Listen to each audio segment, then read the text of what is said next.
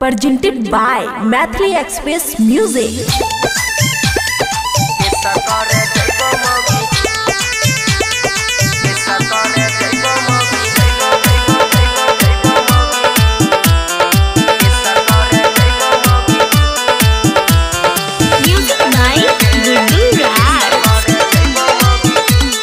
खुशी recording studio Baluaha. मारला को तोहर मारे दाना गे, मारला को तोहर मारे दाना गे, के सकरे जइबो मौगी थाना गे, के सकरे जइबो मौगी थाना गे, करबौ हम जुर बना गे, करबौ हम जुर बना गे, के सकरे जइबो मौगी थाना गे, के सकरे जइबो मौगी थाना गे। नहीं छोड़बो गा के सकरे जइबो मौगी थाना गे, के सकरे जइबो मौगी थाना गे, के सकरे जइबो मौगी थाना गे।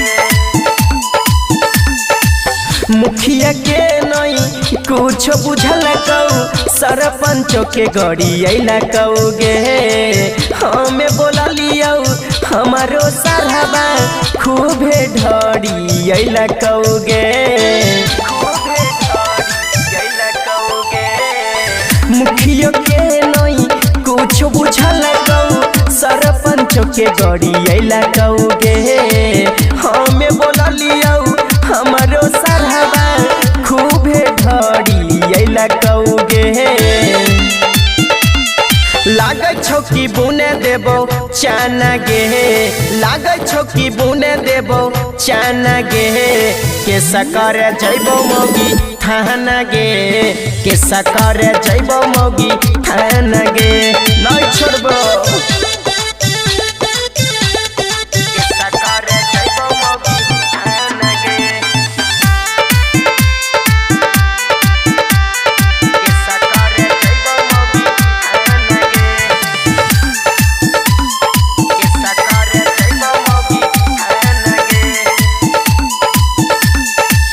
पहिले मौगी बाड़ी कोरला कौ कुछो नहीं हम बोलियोगे, फोड़ी के कपारे सारे खूबे गड़ी अला कौ अहाँ बनई हम मानबोगे। हसन पहिले मौगी बाड़ी कोरला कौ कुछो नहीं हम बोलियोगे, फोड़ी के कपारे सारे खूबे गड़ी अला कौ अहाँ बनई हम मानबोगे। राम केस संगे जइबो थाना गे, राम केस के संगे जइबो थाना गे, के सकरे जइबो मौगी थाना गे, के सकरे जइबो मौगी थाना गे। खुशी रिकॉर्डिंग स्टूडियो बलुआहा।